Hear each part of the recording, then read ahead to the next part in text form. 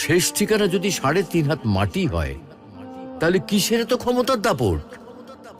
ভোর ৫টায় মৃত্যু, সকাল ৬টায় জানিয়ে দেওয়া হবে মাইকে, ৮টায় শেষ গোসল করানো হবে, ৯টায় তোমাকে নতুন কাপড়ে সাজানো হবে, জোহরের নামাজের পরে তোমার আলিশান বাড়ি থেকে বের করে নিয়ে যাওয়া হবে, ২টায় তোমার জানাজার নামাজ পড়ানো হবে, ২:৩০টায় তোমাকে কবরে নামিয়ে ফেলা হবে।